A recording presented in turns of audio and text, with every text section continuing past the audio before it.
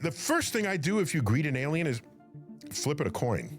If the alien spontaneously explodes upon catching the coin, it was made of antimatter. And it came from another universe. So I always carry a coin just in case there's an alien that I have to greet. Right now, that's the frontier of science fiction. Maybe one day becoming science fact. And that's what's up with that. I'm watching that space, and I invite you to do so as well. As always, keep looking up.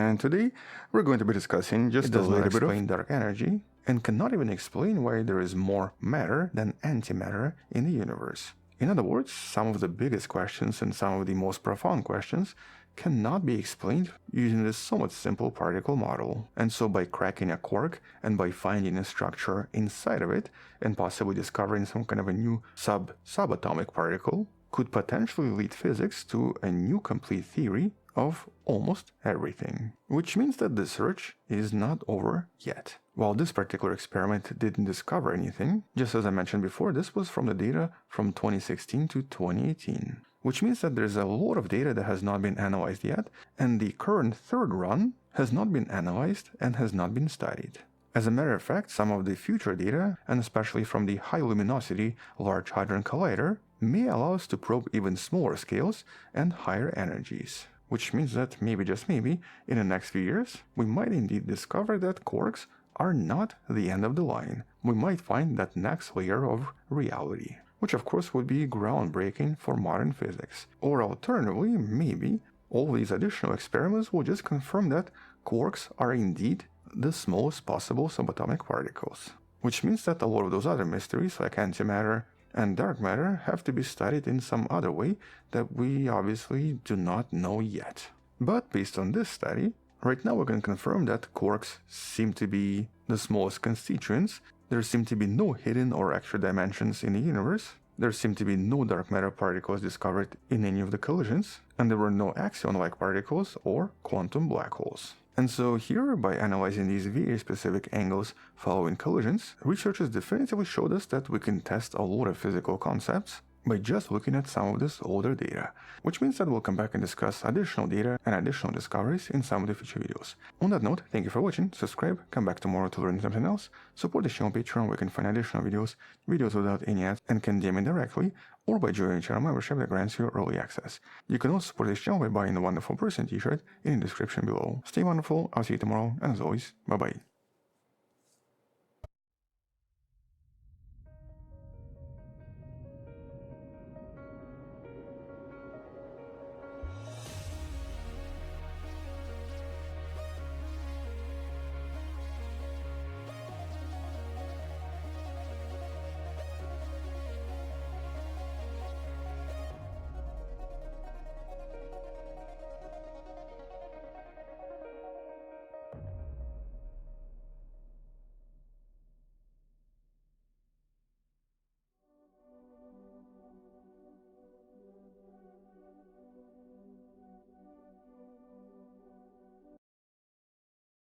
Hello wonderful person, this is Anton, and today we're going to be discussing just a little bit of physics, and specifically something in regards to the physical constants of the universe, which are all essentially these very specific numbers that more or less describe how the universe behaves.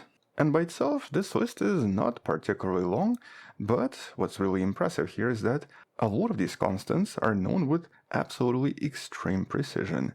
And that's of course because of a lot of different experiments in the last few decades that were able to directly calculate everything from the more obvious constants, like for example the speed of light, to constants which are extremely difficult to measure, like the gravitational constant, which is actually what we're going to be discussing today. And well, in this case, this is a fundamental number that directly dictates the very structure of the universe. Yet despite of this remains a kind of a frustrating mystery in the modern physics, despite decades and decades of different experiments that try to calculate it. And while in modern physics, it's also sometimes referred to as the big G.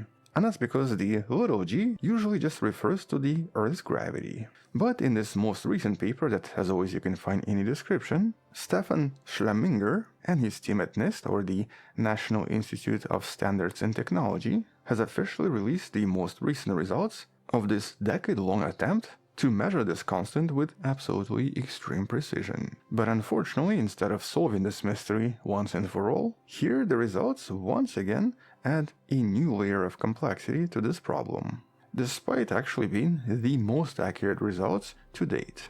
And so let's talk about this study and the results in a little bit more detail. But first, so what is this big G? And of course, why does it matter so much? For example, even though we don't actually feel it, but you and I right now have a gravitational interaction. It's a very, very small interaction, but it's nevertheless there. And so whether it's two stars in a distant galaxy or two people watching this video right now, basically you and someone else out there, big G is a kind of a proportionality constant that basically makes Newton's law of gravity work in a nutshell. This is the universal gravitational work. But once again, big G and little g are not the same. Little g is the local acceleration due to gravity, and it's 9.8 meters per second square, which is of course the value for Earth. But if you go to the moon, little g changes because the moon is also less massive. And so in this case, little g is always different.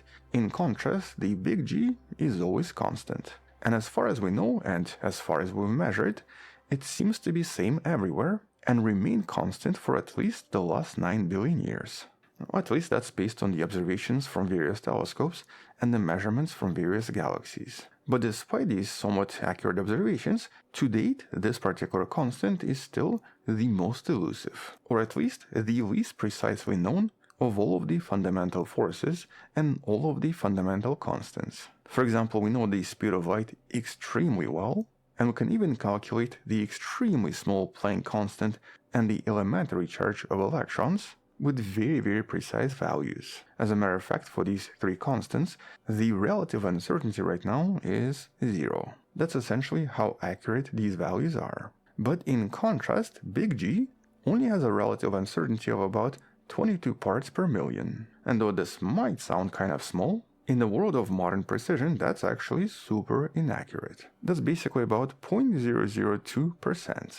And while the reason it's so imprecise and why it's so difficult to measure this constant is actually because gravity is just so weak in comparison to everything else. As a simple analogy, a tiny magnet the size of a pinhead can usually easily lift a paperclip, which of course overcomes the entire gravitational pull from the whole planet Earth. And so yeah, let that sink in for a second. A tiny magnet produces electromagnetic force that's stronger than gravity coming from the entire planet Earth. But in the lab conditions, things become even more difficult. Here, scientists usually have to measure the attraction between very, very small masses that are hundreds of billions of trillions of times smaller than the planet. And at this scale, the forces are so faint that even the slightest environmental change can usually ruin the measurements. But to measure this, usually scientists use something like this. There are essentially two separate massive bodies suspended on some kind of a torsion wire that are then positioned in such a way that they're slightly farther from each other at a certain known distance, and the scientists just have to wait for them to eventually touch each other, in the process discovering their gravitational attraction. This is actually a pretty cool experiment to try to do at home one day, but it can actually take a very long time, sometimes weeks. And so to try to solve some of these discrepancies and to try to calculate a more accurate value, the team at NIST that you see right here spent the last 10 years replicating a famous 2007 experiment originally conducted by the International Bureau of Weights and Measurements. This is a very similar agency, but in France instead of US. And they actually used the same instrument referred to as the torsion balance. Although in this case, instead of just using a bunch of balls hanging on a string, scientists used a much more precise apparatus with aluminum cups and brass balls that would attract each other using gravitational forces. And so here, by suspending a small disk with larger masses placed on it, this would actually cause the ribbon to twist slightly, producing the effects of torsion. And so by measuring this tiny twist, or by using electrical voltages to prevent the twist from happening, essentially counteracting the twist, researchers can then try to estimate the exact value for this big G. And so in essence, it's kind of similar to this experiment, but here, the electromagnetic forces, whose constants are very well known to us, are then used to try to counteract the gravity in order to calculate everything. Well, in this case, to avoid any kind of a subconscious bias, researchers also used what's known as a blind analysis, where they essentially had a secret random number from the data subtracted from the results. And so in this case, researchers did not actually know the true value for the constant until they opened a sealed envelope during a public presentation in 2024. And when they opened the envelope, the results were kind of surprising. They discovered the value to be 6.67387 times 10 to the minus 11 cubic meter per kilogram per second square. Okay, I know this is quite a mouthful, but in essence, they discovered a value that was 0.0235% lower than the original French result from 2007. And 0.02% is once again quite significant. And significant because in high precision physics, we do expect results from the same equipment to usually match. As a matter of fact, if you look at some of the previous measurements, you'll notice that quite a few of them seem to be in a completely different place and not match at all. And in this case, it also includes the results from the French experiments in 2007 and earlier. And so here this is kind of unexpected, but also confirms that there are still some unrecognized instrumental effects or some kind of a hidden systematic error that we still don't understand when it comes to measuring gravity. And so here scientists now refer to this as dark uncertainty. Okay, maybe not the best name again, since we have dark matter and dark energy and stuff, but really it's just because nobody knows what's going on. And so here it's a way of acknowledging that there seem to be unexplained differences between best experiments and most accurate calculations and the actual results. And so at the moment, nobody actually knows what's going on. And so I guess the next question is, so what's next and what challenges remain? Well, in this case, researchers do highlight at least several subtle challenges. First one is the thermal torque. In this case, the team discovered that tiny temperature differences, as small as 5 millionth of a degree, can actually cause air inside the vacuum chamber to move just a little bit. And so sometimes it creates a kind of a thermal torque that seems to mimic gravity. In other words, even though this is done in vacuum, since it's not perfect vacuum, there are still some uncertainties. Then we have geometric imperfections. The metal masses that are used in these experiments are not perfect spheres. I mean, they are perfect spheres to our eyes, but on atomic scales, they do contain occasional irregularities, and some of them were discovered to have trilobate shape errors of just a few micrometers. And so even though this just involves like a few hundred atoms or so, it seems to produce enough bias in the results. And lastly, there is the instrumentational limit. Certain sensors used to measure the twisting angle, the instruments referred to as autocollimators, usually have to be calibrated at specialized labs in Germany. This is in order to account for various errors a few billionth of a degree in size. And so in this case, there might have been a calibration error with the results produced by these instruments measuring slightly different angles of separation. In other words, there are quite a few potential errors, and right now resolving this would be kind of challenging. But these results still matter quite a lot, at least for some of the future experiments. And so even though we did not get some kind of a single number from this new measurement, this is still a massive step forward in trying to basically bring order to the universe. Or at least in trying to calculate how the universe behaves at cosmological scales. And so in this case, by identifying some of these new sources of error, like for example the thermal torque and the differences in mass shapes, the team can now provide a new roadmap for the next generation of scientists. In other words, by modifying this type of an experiment, or possibly creating a completely new type of an experiment and using a different setup, we might get a much more precise data next time. And so in this case, this is really not about this final number, as much as trying to expose some of these unknowns, which could also cause some of the additional errors in other experiments using something very similar. And so every time scientists get an experiment that doesn't go as planned or produces incorrect results, we actually end up getting just a little bit closer to that final truth. But at least for now, as of early 2026, the gravitational constant, also known as the big G, remains a mystery. We still have no idea what the exact value is, which means that we must press on. And that's because it measures one of 4 fundamental forces that we still don't really understand very well. And since gravity is all around us and basically dictates the entire universe, it's one of those forces that we need to understand in order to try to answer a lot of different questions in the universe. Which means that we'll come back and discuss this more in some of the future videos. Until then, thank you for watching, subscribe, come back tomorrow to learn something else, support the channel on Patreon where you can find additional videos without any ads and can DM it directly, or by joining a channel membership that grants you early access. You can also support this channel by buying the Wonderful Person t-shirt in the description below. Stay wonderful, I'll see you tomorrow, and as always, bye bye.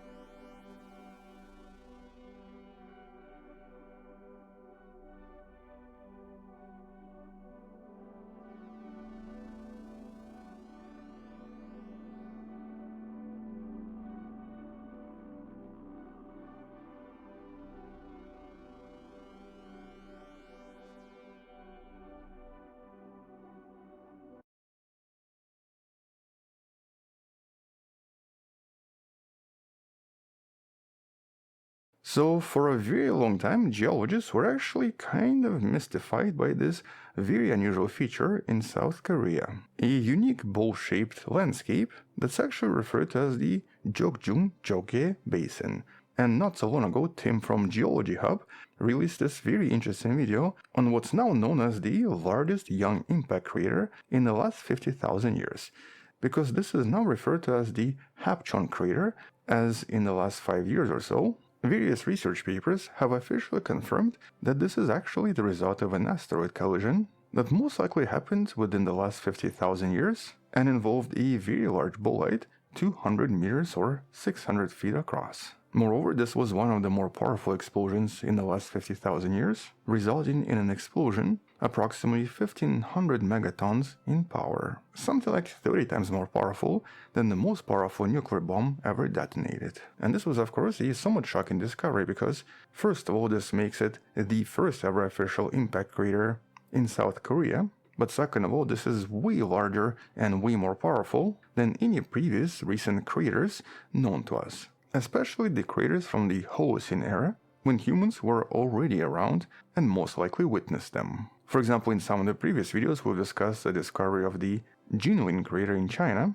that despite being large and somewhat recent, is actually way smaller than the one in Korea. This was only discovered in 2025 and was possibly formed 12,000 years ago. But it's only 900 meters across and only 90 meters deep, which is only a little bit smaller than the famous Behringer crater, or the Meteor crater as it's sometimes known, that's approximately 1200 meters across and 170 meters deep, and is one of the most famous features in Arizona. This one formed approximately 50,000 years ago as well. But the Hapcheon crater seems to be 7 kilometers across, 42,000 years old, and 200 meters deep, which means that the meteorite that produced this was much larger and resulted in a dramatically more powerful explosion. The explosion so powerful that it most likely wiped out any human settlement that was living on the Korean peninsula around this time. But that's something that was officially discovered back in 2020.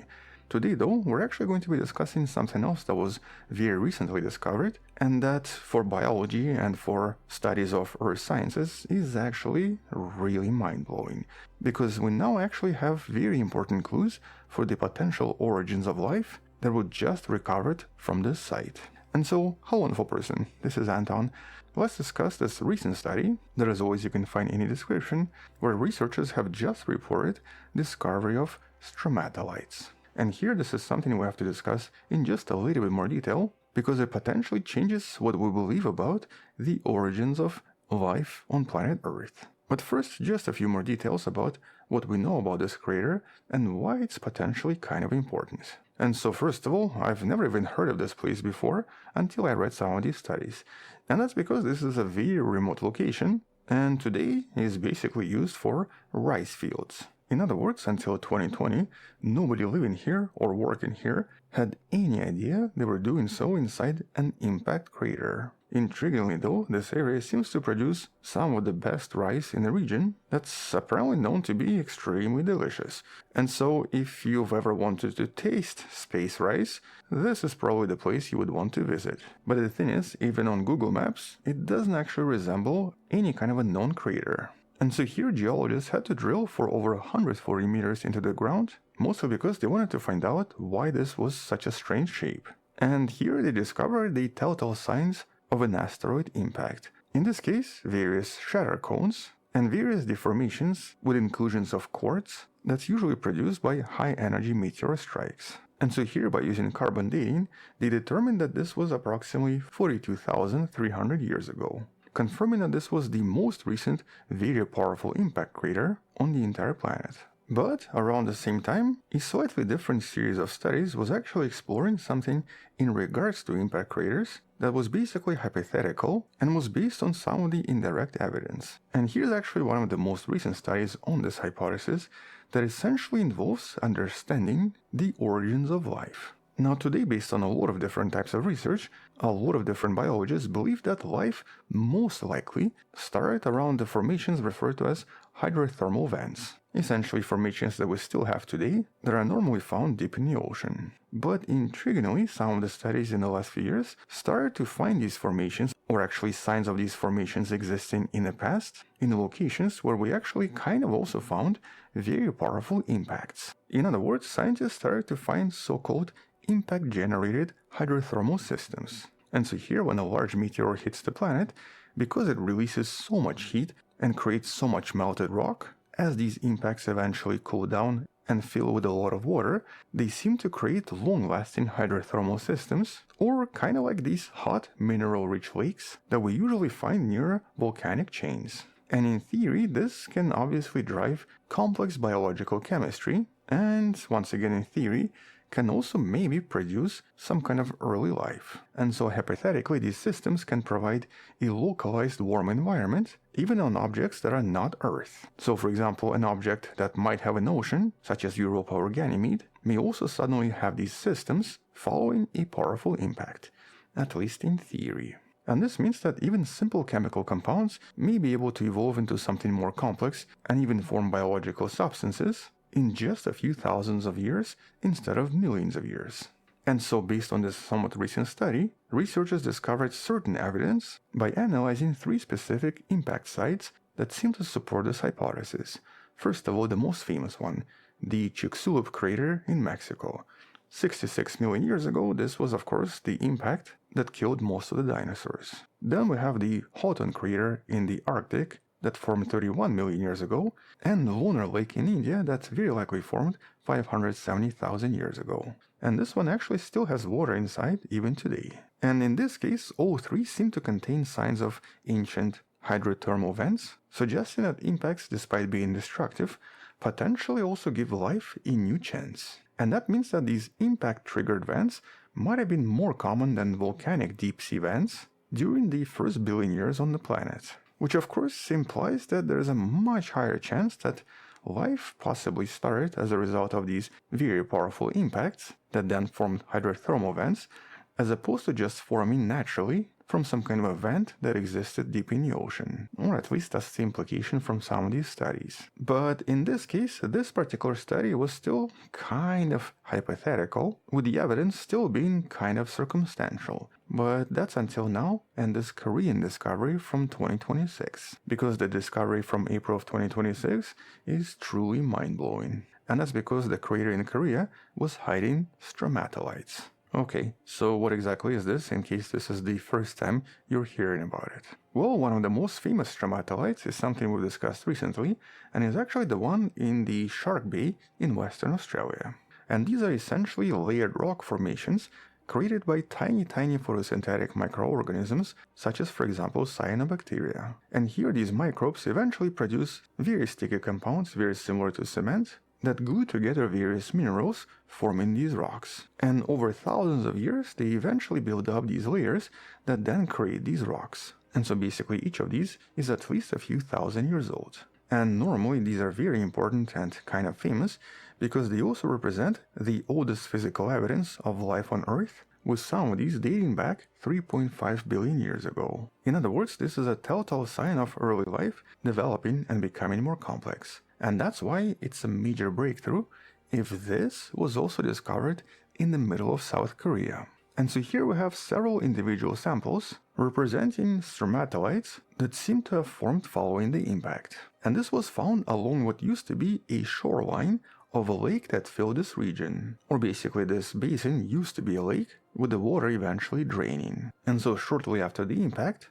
this lake produced a lot of these stromatolites. And this is actually the first time ever stromatolites have been found inside a confirmed impact crater, directly confirming this impact hypothesis involving hydrothermal vents and, of course, potential origin of life. And so this kind of tells us what happens following impacts and how they actually seem to reset a lot of conditions on the planet and even allow new life to form directly on the site. Which means that meteorites can definitely create their own hydrothermal systems in a lot of different locations where we don't even expect life to exist. And so based on the analysis of these samples, researchers have now confirmed that this whole system and this lake very likely contained hydrothermal vents for at least 27,000 years. Or basically, following the impact, both the lake and the vents remained inside for nearly 30,000 years, allowing these stromatolites to form over time, with the heat from this impact providing a very stable, warm environment that permitted these stromatolites to bloom and thrive inside.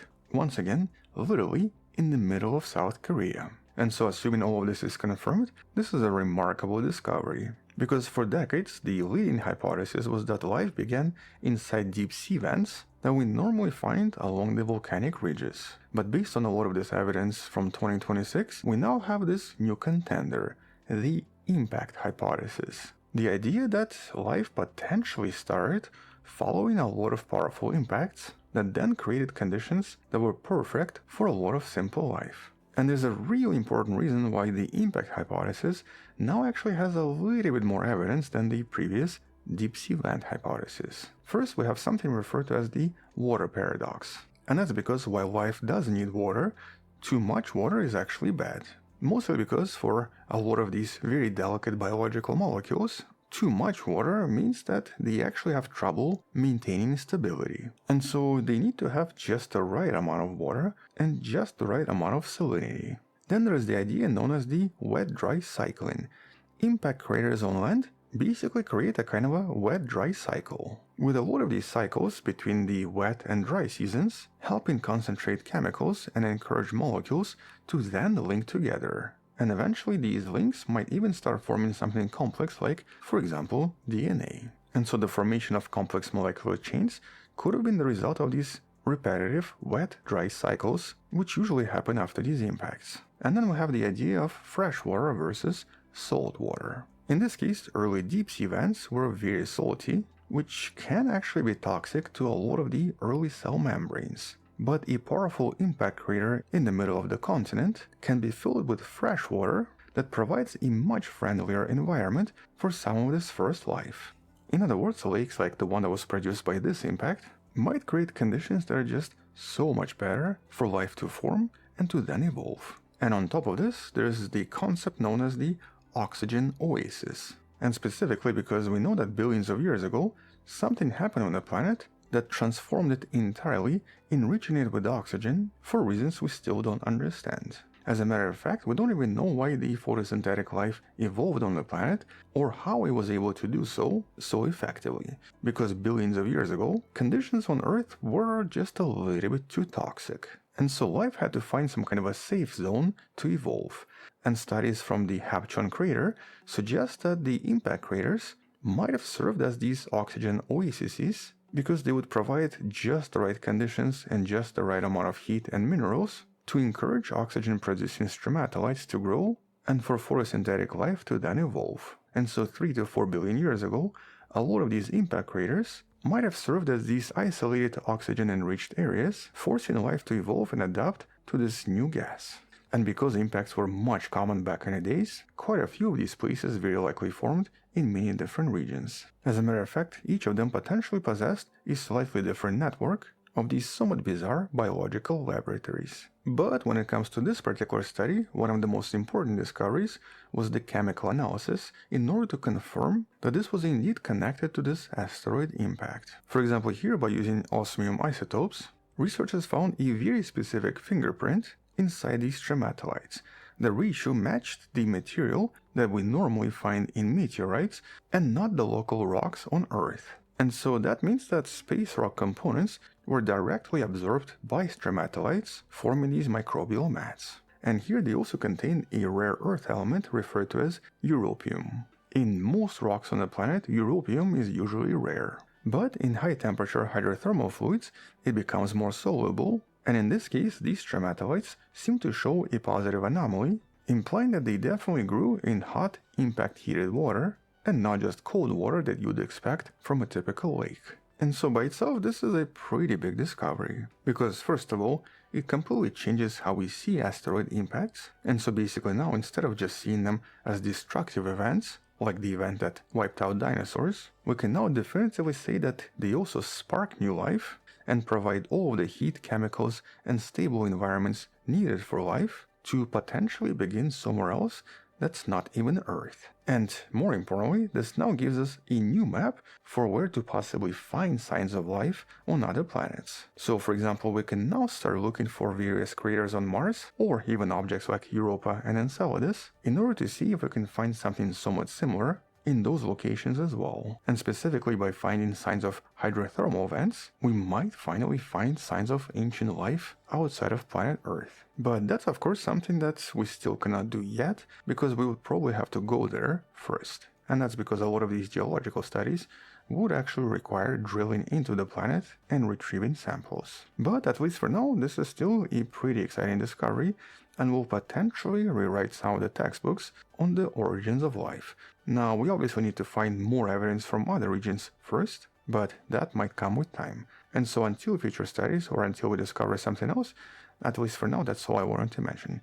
Thank you for watching, subscribe, come back tomorrow to learn something else, support this channel on Patreon where you can find additional videos without any ads and can DM me directly, or by joining a channel membership that grants you early access.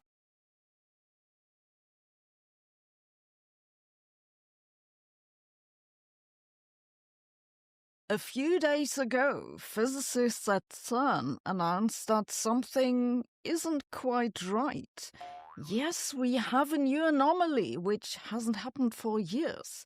Or rather, it's the return of an anomaly that doesn't want to go away. Just what is the anomaly and what does it mean? I have a quick summary. Particle physicists' biggest hope is currently that they'll find something wrong with the standard model of particle physics, which contains all the known particles, electrons, quarks, neutrinos, and so on, and the interactions between them. Because if that was so, if the standard model made a prediction that was clearly wrong, then we'd know there must be something else, something new to find. As it stands, though, the standard model is holding up stubbornly, which strongly suggests that particle physics is basically over, the end. This is why particle physicists pray there is some anomaly in the data. And now we have one. The new paper comes from the LHCb collaboration at CERN. They studied the decay of a particle called a B meson. This is a short-lived composite particle made of two quarks which is sometimes produced in the collisions at the LHC. The B meson is unstable and decays after about a picosecond. This decay can happen in many ways. For this experiment, they look for a specific and rare decay channel in which the bottom quark that's contained in the B meson turns into a strange quark and produces two leptons, usually muons. This type of decay is interesting because it involves virtual particles, which means that there are particles that appear temporarily but then disappear again. They're never measured in the detector, but they still contribute to the result.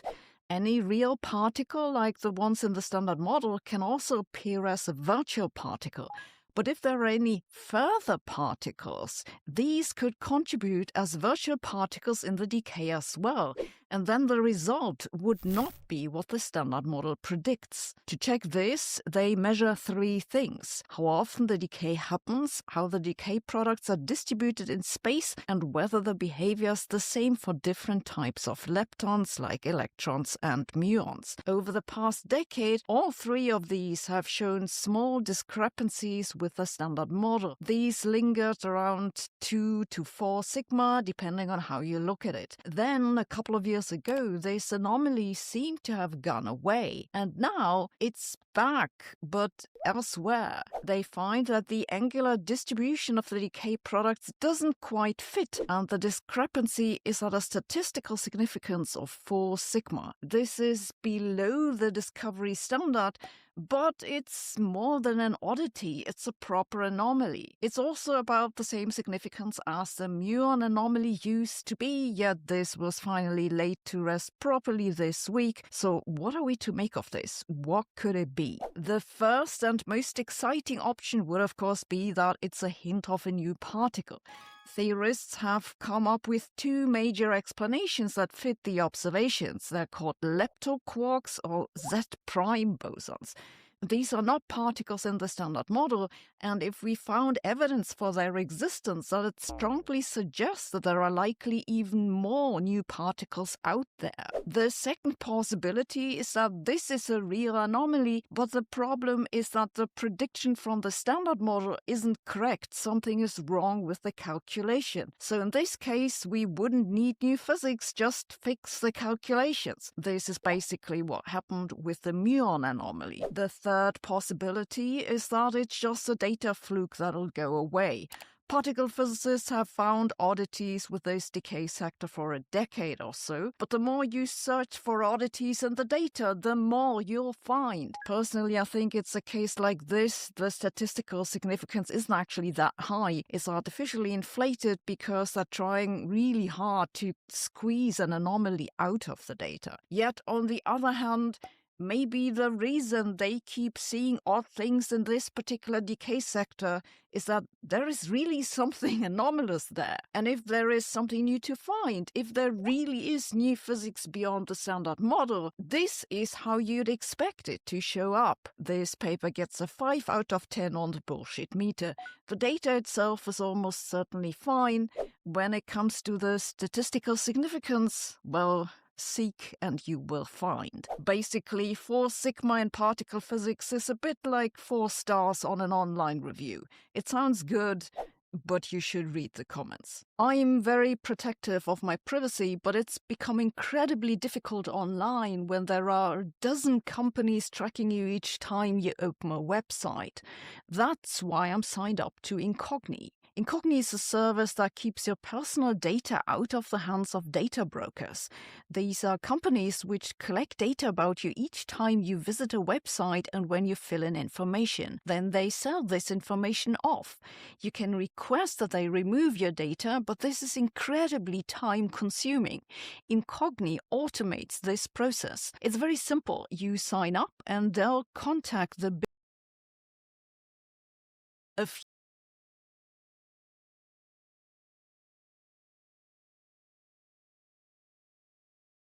Natural selection has made us who we are, a species that's extraordinarily well adapted to the environment that we live in.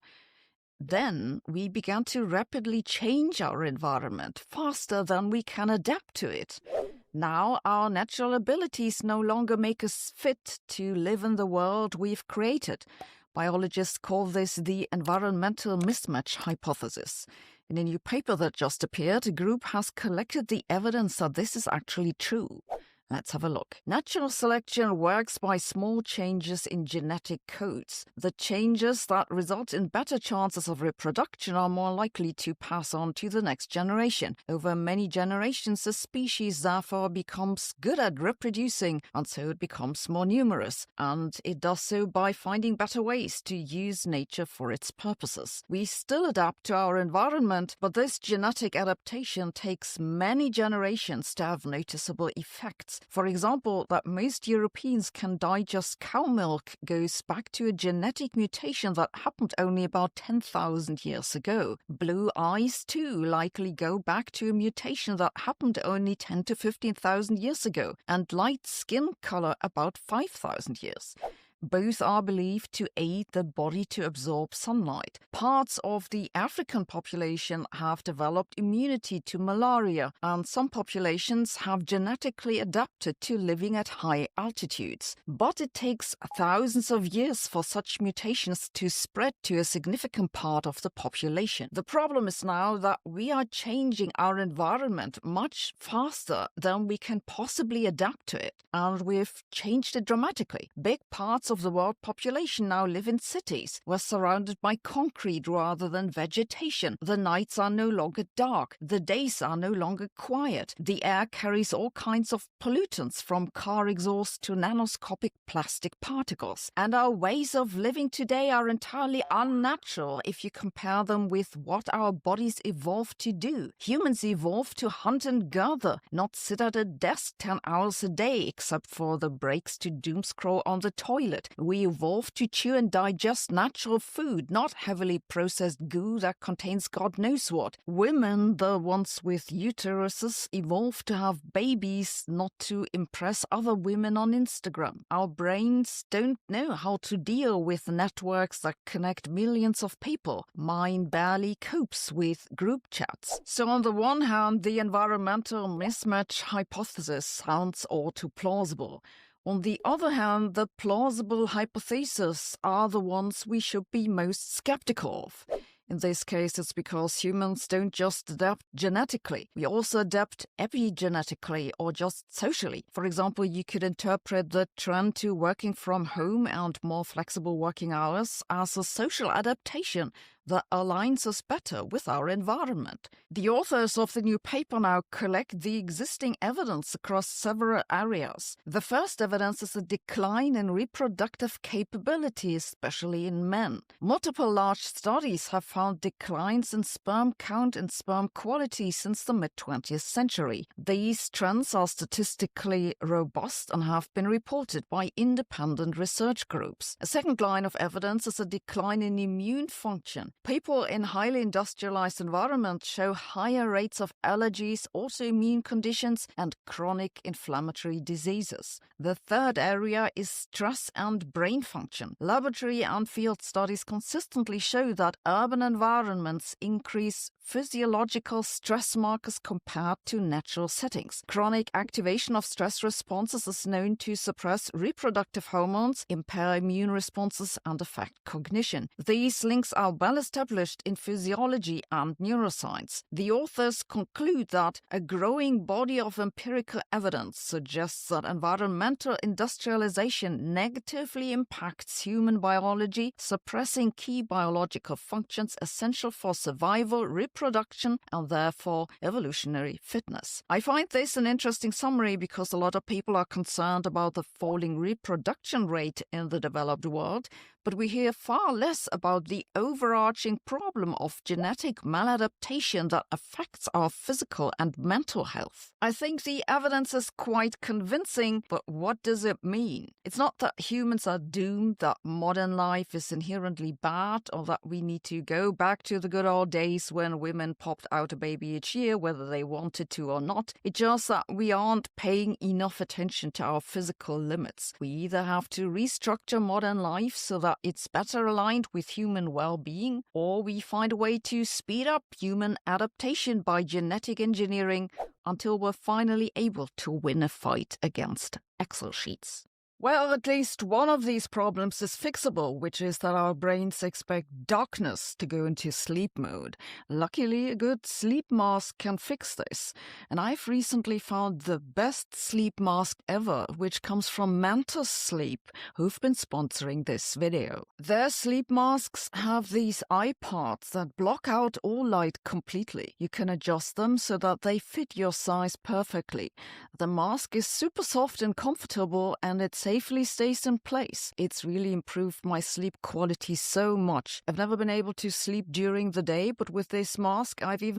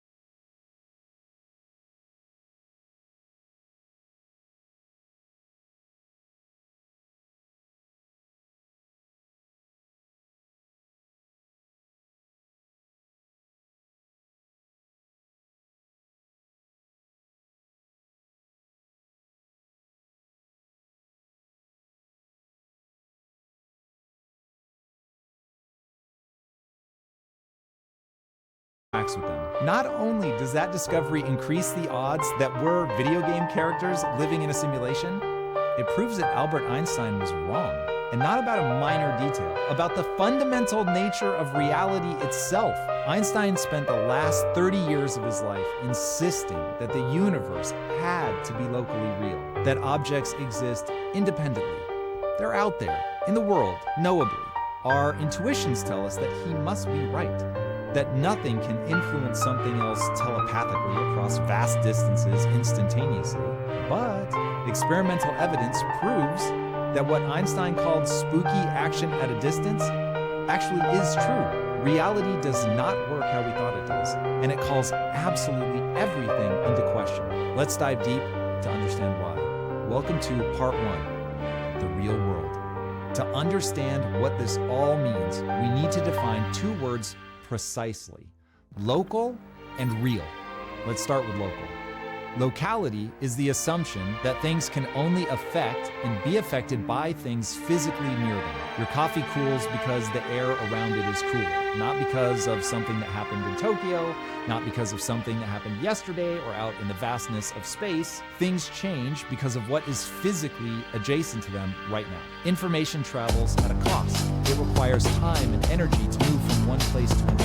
If you want to hug or punch someone, even just down the street, you've got to get up and go there. You have to deal with weather, traffic, a sore knee if you have one, but that's all required if you want to influence something down the road. Now you could call someone and have them deliver the hug or punch, but even that requires your voice to be turned into zeros and ones and sent across the distance using the electromagnetic field. None of this stuff happens by magic. It happens in a knowable fashion. Distance is a barrier. Objects are independent, self-contained things that only interact with their immediate surroundings, or so it seems. That assumption is so deeply baked into how we experience the world that we don't even think about it. It just feels like common sense. Now, I imagine so far you're all with me. So now, let's get to the weirder stuff. Let's define what it means to be real. Realism is the assumption that objects have definite states whether or not anyone is looking at them. The chair exists when you leave the room. When you stop this video, you know I'm still going to exist out here somewhere. The moon is up in the sky, whether you're looking at it or not. Reality is continuous, it's objective, permanent. It's out there waiting to be discovered. You don't create it by observing it. It already exists. Again, it's an idea so obvious that taking the time to explain it feels strange. Those two assumptions, locality and realism, are the bedrock of how human beings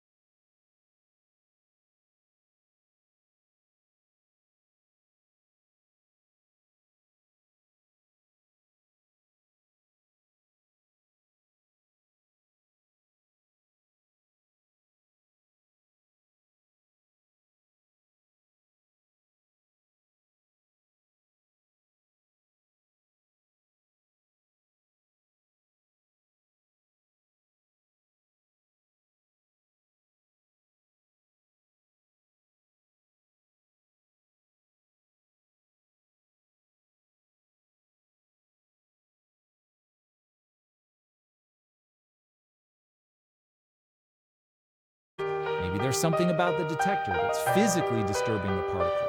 Maybe it's a measurement problem. Maybe we're missing something. Einstein certainly thought so. But people tried things like leaving the detector in place, but turning it on or off. And when it was off, the interference pattern would show up. And when it was on, the interference pattern would disappear again. Then came the experiment that made our actual reality impossible to ignore. In the 1970s, physicist John Archibald Wheeler proposed a brilliant variation of the double-slit experiment called the delayed choice experiment.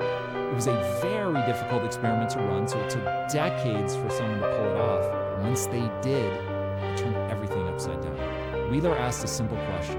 What if you don't decide whether to turn on the detector until after the particle has already passed through the slits? Think about what that's actually asking. The particle has already made its journey. It has already gone through the barrier. It has chosen one slit or the other. Whatever it did, wave or particle, it has already done it. Now, after the fact, you decide whether you were watching or not. Does it matter? The crazy thing is it does. In 2007, physicists at the Institut d'Optique in France ran this experiment with the precision required to actually test it. The result was unambiguous. When the researchers turned on the detector, after the particle had already passed through the slits, it retroactively behaved like a particle when passing through the slits.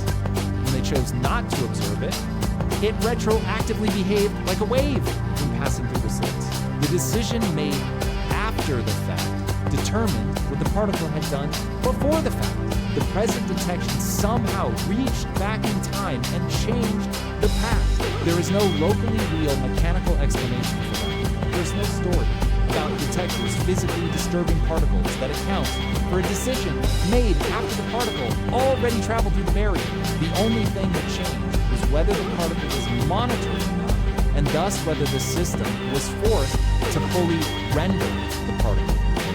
And the particle's history changes accordingly, retroactively. While realism and locality can't exist in the face of this reality, if you assume we're inside of a simulation or a game engine, then suddenly all makes perfect sense. A simulation doesn't have a static phase. It simply has mathematical probabilities. And only one, when you need to determine where everything should be right now in this moment.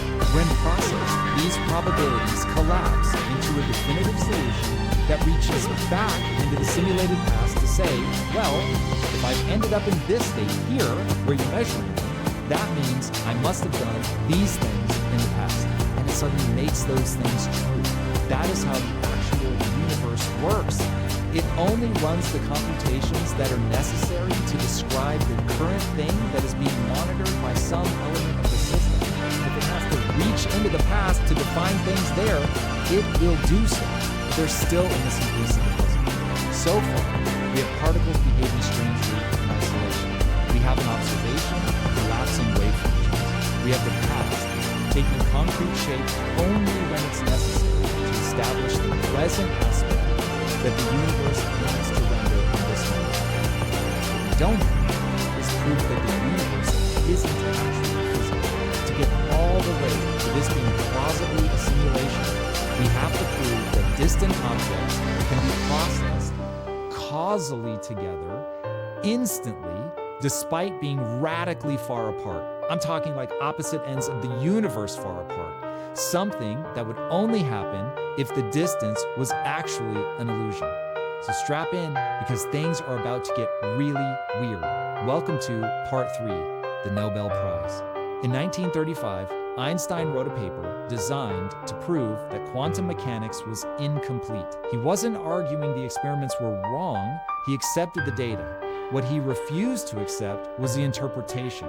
His position was that particles had to have definite properties before they were measured. He insisted that reality existed independently of observation and that quantum mechanics simply hadn't found the hidden variables yet. The full picture was out there, we just didn't have it. To make his case, Einstein and two colleagues, Boris Podolsky and Nathan Rosen, designed a thought experiment.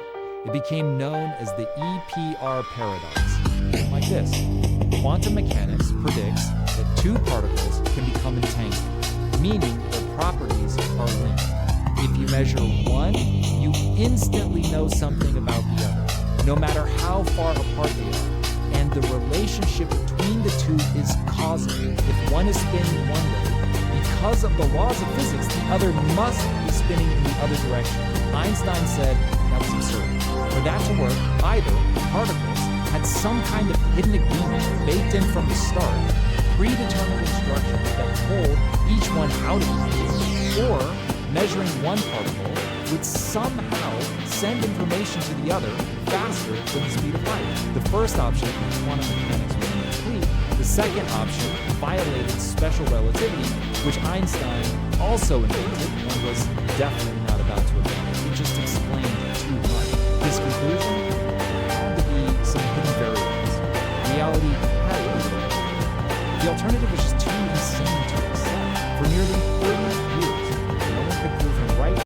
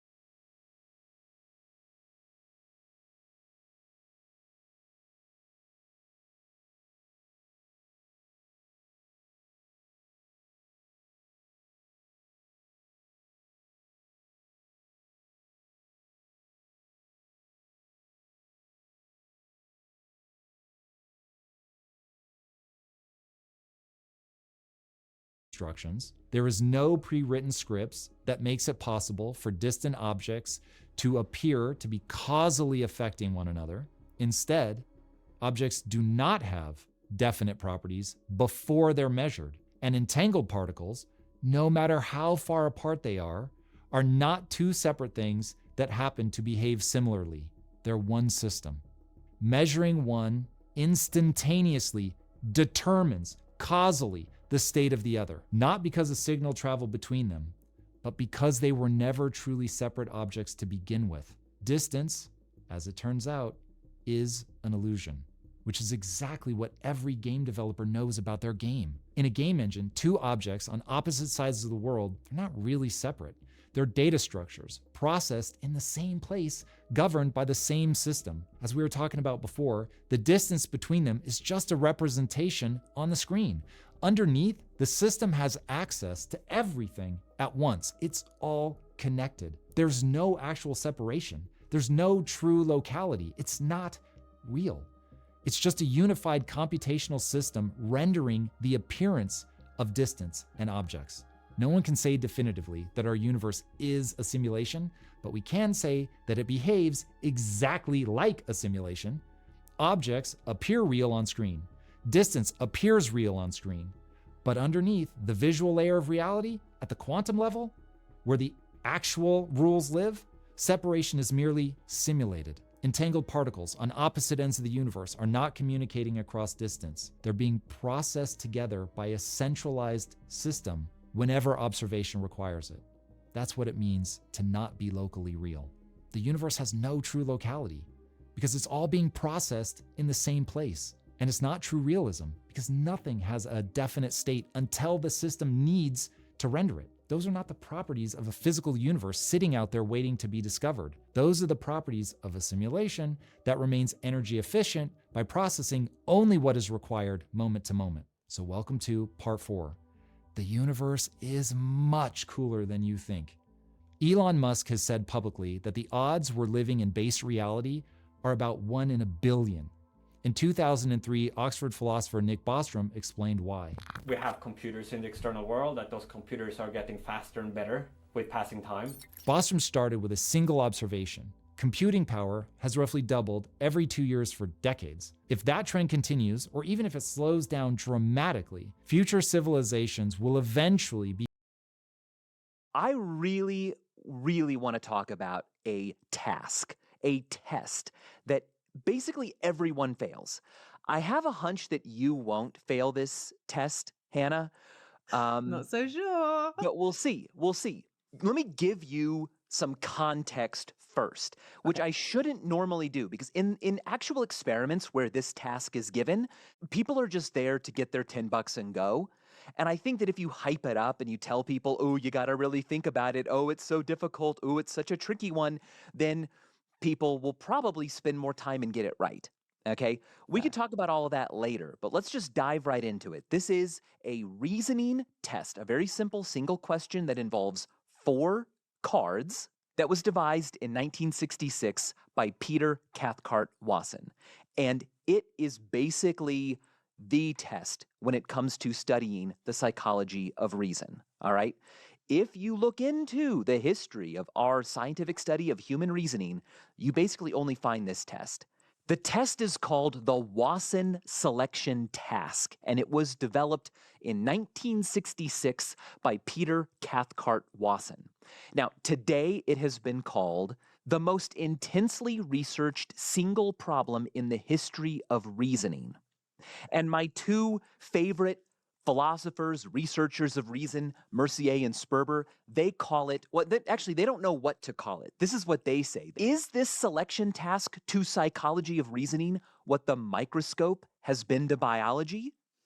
Or is it rather as the Rubik's Cube has been to biology? Just kind of baffling and fun.